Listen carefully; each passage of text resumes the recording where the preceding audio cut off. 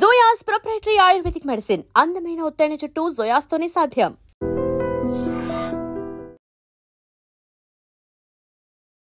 నమస్కారం, welcome to I dream. ధర్మ మార్గం విత్ విజిత కార్యక్రమానికి స్వాగతం.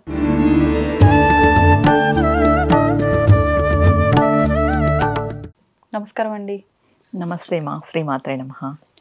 అయితే నిత్య దీపారాధన విషయానికి వచ్చేసరికి ప్రతి ఒక్కరి ఇంట్లో కూడా ఖచ్చితంగా నిత్య దీపారాధన జరగాల్సిందే అని చెప్పి చెప్తూ ఉంటారు పెద్దవాళ్ళు. ఈ దీపారాధన సరే ఎవరో ఒకరు చేస్తారులే అనుకుంటే మళ్ళీ ఇందులో కూడా రకరకాల సందేహాలు, ఇలా చేస్తే తప్పేమో అలా చేస్తే తప్పేమో అని చెప్పి ప్రతి ఒక్క దాంట్లోనూ ఒక క్వశ్చన్ మార్క్ అనేది కనిపిస్తూ ఉంటుంది. ఏదో ఒకటి అసలు చేయని దానికన్నా చేస్తే బాగుంది కదా అనే ఒక ఆలోచనతో వెళ్తే బాగుంటుంది, కానీ ఈ అనుమానాలతో పూజలు చేయకూడదు. అసలు నిజంగా నిత్య దీపారాధన అనేసరికి ఈ నూనె వాడొచ్చా, ఇన్ని ఒత్తులు వేయాలా, ఈ సమయంలోనే చేయాలా, హస్బెండ్ చేయాలా, వైఫ్ చేయాలా, ఇంట్లో ఎవరైనా చేయొచ్చా, రకరకాల సందేహాలు. ఒక్కసారి వాటి గురించి వివరణ ఇవ్వండి. సరే అమ్మా. ఫస్ట్ దీపారాధన ఎలా వెలిగించాలి? ఫస్ట్ మన మనస్సులో జీవన జ్యోతి అనేది వెలగాలి. మన మనస్సులో ఫస్ట్ మనం దీపజ్యోతిని వెలిగించుకుంటే మనం ఆటోమేటిక్గా నిత్య దీపారాధన చేసుకుంటాం. ఇంట్లో మనం లేచి ఈ టైంకే చేయాలి అనేది ఒక డిసిప్లైన్గా ఒక సంకల్పం చేసుకోవాలి. నిత్య దీపారాధన ఏ వేళకంటే ఆ వేళకు చేసేద్దాంలే, ఏ వేళకు పడితే ఆ వేళకు లేచి దీపం పెట్టేదే కదా, ఈజీగా తీసుకోకూడదు. ఎందుకంటే మనం దీపం పెడుతున్నాము అంటే అది మన ఇంటికి లక్ష్మీ కళను తెస్తుంది, మన ఇంటికి రక్షగా ఉంటుంది ఒక దీపం అనేది, దీప జ్యోతి కాంతి అనేది. ఇంట్లో ఒక వారం రోజులు దీపం పెట్టకపోతే ఖచ్చితంగా నెగిటివ్ ఎనర్జీ అనేది ఫామ్ అయిపోతుంది. మనం పెద్ద పెద్ద స్తోత్రాలు, పారాయణాలు ఇవన్నీ పక్కన పెట్టేస్తే నిత్యం దీపారాధన ఎలా చేసుకోవాలి? సూర్యోదయానికి మునిపే చేసుకోవాలి నిత్య దీపారాధన. లేదు అలా కొంచెం వేలు కాదు, బిజీ షెడ్యూల్లో ఉన్నాము, 7 లోపు ఎవరు చేయాలి? ఇంటి యజమాని దీపం పెట్టాలి, చాలా మంచిది. వీలు కానప్పుడు ఎవరైనా దీపారాధన చేయొచ్చు. వీళ్ళే ఖచ్చితంగా చేయాలి అనేదేం లేదు. ఓకే, వాళ్ళు చేస్తే చాలా మంచిది. వాళ్ళు చేయనప్పుడు వైఫ్ చేసుకోవచ్చు, భార్య. అంటే ఇలా కూడా ఆలోచిస్తూ ఉంటారు చాలా మంది. హస్బెండ్ కనుక చేస్తే అది అందరికీ వర్తిస్తుంది, కుటుంబానికి. భార్య చేస్తే ఒక తనకే వర్తిస్తుంది. అలాంటప్పుడు మిగతా వాళ్ళ క్షేమం గురించి కూడా ఆలోచించాలి కాబట్టి యజమానే ఖచ్చితంగా చేయాలి అంటుంటారు కదా. అంటే భార్య కుటుంబ క్షేమం గురించి ఆలోచన చేయదా?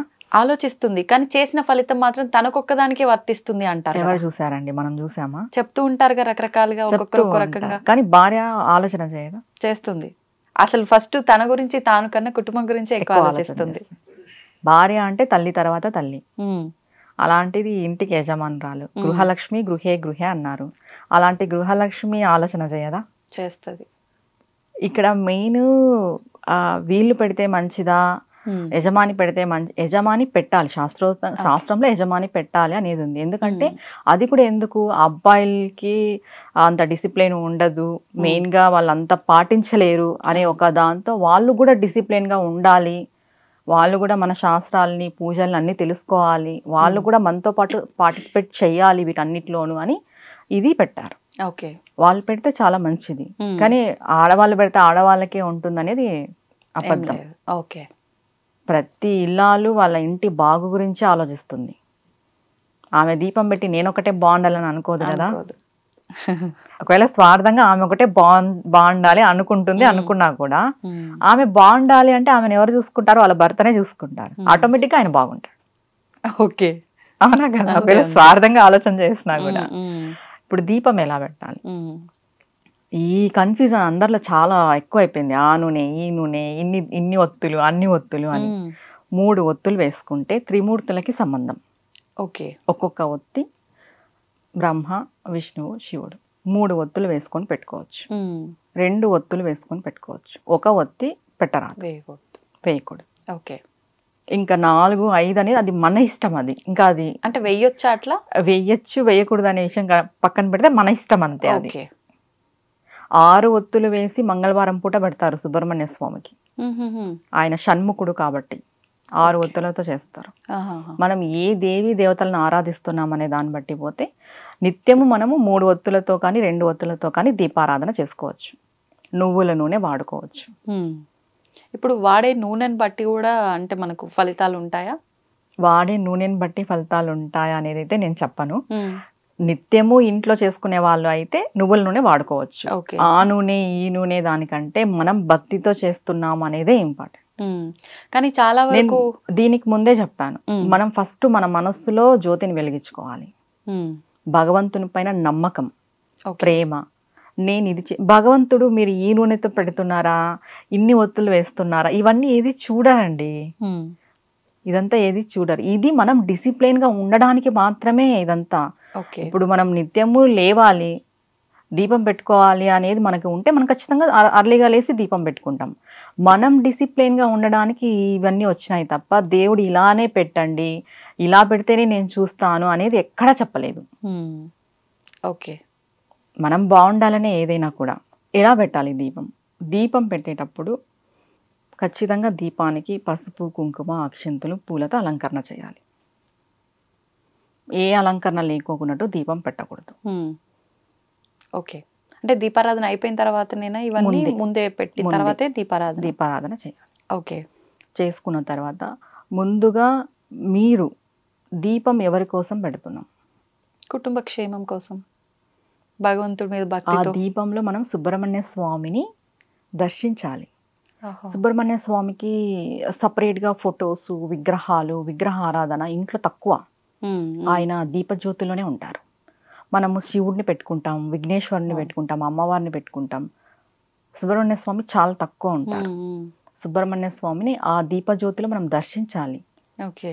అలా దర్శించాలి అంటే మన మనస్సు, మన బుద్ధి నిమగ్నమై ఉండాలి. ఏదో దీపం పెట్టేశాము, అవును, ఏది చేసినా భౌతికంగా చేయకూడదు, మానసికంగా చేయాలి. చాలామంది ఎలా ఫీల్ అవుతారంటే ఇవాళ దీపం పెట్టకపోతే ఏదో అయిపోతుంది అన్నట్టు ఫీల్ అయిపోతారు. అది తప్పు. ఏమీ అయిపోదు. అది మన మైండ్ అంతే. అని ఇవాళ ఇంట్లో దీపం పెట్టాలా, నాకు ఇలా అయింది, ఇవాళ దీపం పెట్టలే, నా మనసు అదోలా ఉంది. దేవుడైతే శాడిస్ట్ అయితే కాదు. నువ్వు దీపం పెట్టకపోయేసరికి నీకేదో చేయడానికి. మన మనస్సు అంతే. మనం మన మనస్సుని మానసికంగా చేయాలి. ఏ పూజ చేసినా ఇప్పుడు మనం పూజ చేయలేని పరిస్థితిలో ఉన్నాము అంటే మానసికమైన పూజ చేయండి. మీకు ఇంట్లో లేరు, బయట ఎక్కడో ఉన్నారు, మానసికంగా మీరు కూర్చోండి, ఒక చోట ప్లేస్ చూసుకొని కూర్చోండి. నేను మా ఇంట్లో ఉన్నాను, నేను ఇలా దీపం వెలిగిస్తున్నాను, నా ముందు అమ్మవారి పాదాలు, అయ్యవారి పాదాలు ఉన్నాయి, నేను ఇలా అర్చిస్తున్నాను, నేను పాద పూజ చేసుకుంటున్నాను. ఈ స్టేజ్కి రావాలి ప్రతి ఒక్కరూ. ఓకే. మరి అంటే మానసిక పూజ చేయాలన్నప్పుడు ఈ భౌతికమైన పూజలు, ఆరాధనలు, హడావిళ్ళు ఎందుకు అంటే ఏం చెప్తారు? ఇది దాటిపోతాం. ఇవి చేస్తూ పోతే అక్కడికి చేసుకుంటాం. మొదటి స్టేజ్ అంటే మొదటి స్టేజ్. ఈ పూజ, వ్రతాలు, నోములు అనేవి మనల్ని మనం డిసిప్లైన్గా పెట్టుకొని భగవంతుని చేరుకోవడానికి మొదటి స్టేజ్ ఇది. అంటే కొంతమంది ఇక్కడ ఆగిపోతారు. మేము ఈ పూజ చేయకపోతే ఏదో అయిపోతుంది, ఈ దీపం పెట్టకపోతే ఏదో అయిపోతుంది. ఏమీ అవ్వదు. దీన్ని దాటి మనం ముందుకెళ్ళాలి. మన మనస్సులోనే మనం పెట్టుకోవాలి, మన మనస్సుతోనే మనం పూజ చేసుకోవాలి భగవంతుడికి. ఆ స్టేజ్కి రావాలి ప్రతి ఒక్కరూ. ఓకే. ఇప్పుడు పెద్దవాళ్ళని చూస్తాం, మనం ఏం చేస్తాం, ఒక మూలను కూర్చొని కృష్ణారామ అనుకో అంటాం. వాళ్ళు ఏం చేయలేరు. వాళ్ళు మానసికమైన పూజ అలవాటు పడతారు. అలా మానసికంగా మనం వయసు అయిపోయిన తర్వాత చేసుకోవాలి అంటే ఇప్పటి నుండి చేస్తేనే కదా. అవును.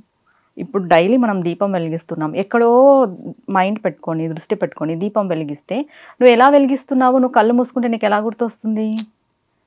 నువ్వు 5 నిమిషాలు దేవుడి విగ్రహాన్ని చూస్తున్నావు, నువ్వు బాగా ధ్యాస పెట్టి దేవుడి విగ్రహాన్ని చూస్తే నువ్వు కళ్ళు మూసుకుంటే అలా నీ కళ్ళలోకి వచ్చేయాలి.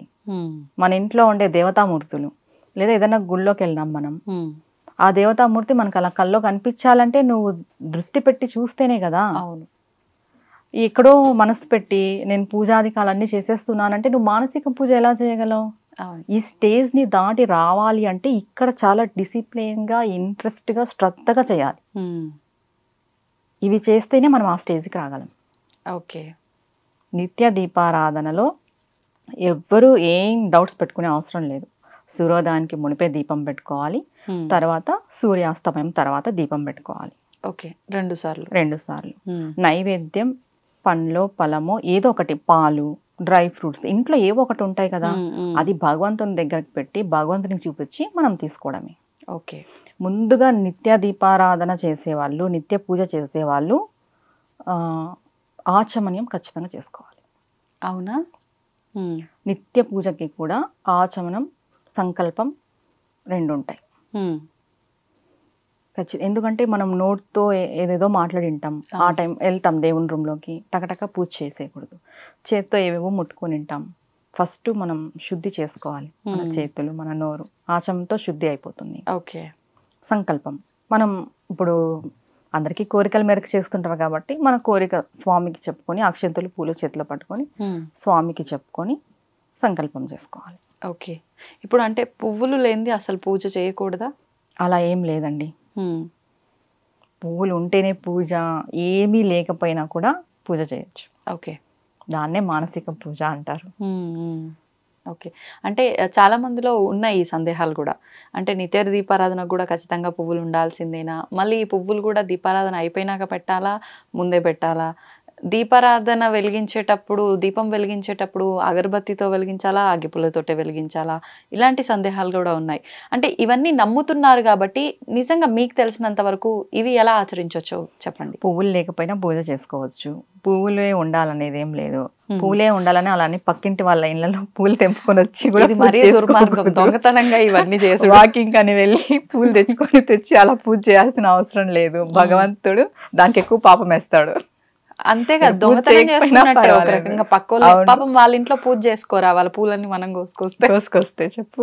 అడిగి తెచ్చుకోవడం వేరు, తెలియక తెచ్చుకోవడం తప్పు. దానికి పాపం తప్ప ఇంకేం రాదు. పూలు లేకపోయినా పూజ చేసుకోవచ్చు. ఓకే.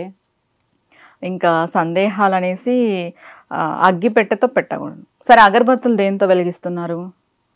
అంతేగా, మ్యాచ్ బాక్స్ లేనిది అదైనా ఎట్లా వస్తుంది? అంటే దేవుడికి ఉపయోగం మనం ధూపం చూపించే అగరబత్తులని మ్యాచ్ బాక్స్ తో వెలిగించవచ్చు, అగ్గిపెట్టెతో. దేవుడికి పెట్టే దీపాన్ని వెలిగించకూడదా? ఇక్కడే ఉంది మనకి అర్థమవుతుంది. అవునా కదా? మనం వెలిగించే ధూపం దేవుడికి చూపిస్తాం కదా, మరి అగ్గిపెట్టెతో వెలిగించినప్పుడు చూపించకూడదు కదా. అవును.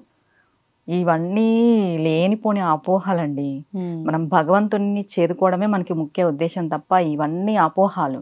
ఫస్ట్ వీటిని తొలగించుకొని నిజమైన భక్తి, నిజమైన దేవుడిని మనం చేరుకోవాలి. నిజమైన భక్తి ఏంటంటే మన మనస్సులో ఫస్ట్ భగవంతుని పెట్టుకోవాలి. ఇవన్నీ కాదు, పూలు, నూనె, ఒత్తులు, అగిపెట్టి ఇవన్నీ కాదు. మన మనస్సు నిండా భగవంతుని పెట్టుకొని మనం భక్తి శ్రద్ధలతో పూజ చేసుకోవాలి. ఆయన్ని పాదాలను మనం పట్టుకోవాలి, అంతే. ఇలా చేయొచ్చా, అలా చేయొచ్చా, ఇలా చేయమని ఎక్కడా చెప్పలేదు. ఇవే వాడాలని ఎక్కడా చెప్పలేదు. ఇప్పుడు అంతా చెప్తున్నారు బయట, అంతే తప్ప నేనైతే వీటిని ఎంకరేజ్ చేయను. ఓకే. ఇప్పుడు నిత్య దీపారాధన విషయానికి వస్తే ముందు ఇంట్లో దీపారాధన అయిపోయినాక తులసమ్మ దగ్గర ఆరాధన చేయాలా, లేదు అంటే ముందు తులసి దగ్గర ఆరాధన చేసిన తర్వాత నిత్య దీపారాధన ఇంట్లో చేయాలా? ముందుగా తులసి కోట దగ్గరే దీపం పెట్టుకోవాలి. మనము పొద్దున్నే విష్ణువుకి అని చెప్పాం కదా. అవును. ఉదయ సమయం విష్ణువుకి అనేసి 5:45, 5:30 లోపు తులసి కోట దగ్గర పెట్టేసుకొని తర్వాత ఇంట్లో దీపారాధన చేసుకోవాలి. ఓకే. ఇప్పుడు నిత్య దీపారాధన మగవారు చేస్తున్నప్పుడు తులసి దగ్గర మగవారు దీపారాధన చేయకూడదు అంటారు. నిజంగా చేయకూడదా? ఒకవేళ చేయొచ్చు అంటే వాళ్ళు ముందర అక్కడ వెలిగించిన తర్వాతే లోపల వెలిగించాలా? ఒకవేళ మగవాళ్ళే ఇంట్లో చేస్తున్నారు అంటే చేయొచ్చు. తులసి కోట దగ్గర మగవాళ్ళు కూడా దీపం పెట్టచ్చు. అక్కడ ఉండేది సాక్షాత్ అమ్మవారు. ఆడవాళ్ళే పెట్టాలనే రూల్ ఏం లేదు. ఒకవేళ భార్య భర్త ఇద్దరు చేసుకుంటున్నారు అంటే భార్య పోయి తులసి కోట దగ్గర దీపం పెట్టుకోవాలి, భర్త ఇంట్లో దీపం పెట్టాలి. ఇద్దరు చేస్తున్నారు అంటే. లేదు ఒకరే చేస్తున్నారంటే భర్తే వెళ్ళి పెట్టుకోవచ్చు. ఓకే. అబ్బాయిలు చేయొచ్చు, చేయకూడదు అనేది అయితే ఏం లేదు. ఇందాక మీరు అన్నట్టుగా భగవంతుడు ఏమి అందరికీ విరోధి కాదు, లేకపోతే శాడిస్టు కాదు ఏదో చేసేయడానికి. మనకి ఎలా అనిపిస్తే అలా చేసుకుంటూ పోవడమే. ఒక్కటండి, ఒక్కరికి హాని చేయకోకున్నట్టు మనం ధర్మంగా ఈర్ష ద్వేషాలు లేకోకున్నట్టు ఉండి భగవంతుని పట్టుకోవాలి. ఇవి లేకపోతే మనం భగవంతునికి అన్ని ఉపచారాలు చేసినట్టే. ధన్యవాదాలండి. శ్రీమాత్రే నమః. అమ్మ తవ్వుతూనే శివలింగం సరే దాన్ని అట్లా కప్పేసేయండి, చూపించదండి. Krishna is there. మూర్తి పూజ కాదు, సాక్షాత్ బ్రజేంద్ర నందన భగవాన్ ఉన్నారు మూర్తిలో. ఏమీ ఆశించకుండా ఆరాధించే వాళ్ళు కూడా ఉన్నారా ప్రభుజీ? నిజమైన భక్తి అంటే మనకు తెలియదు కాబట్టి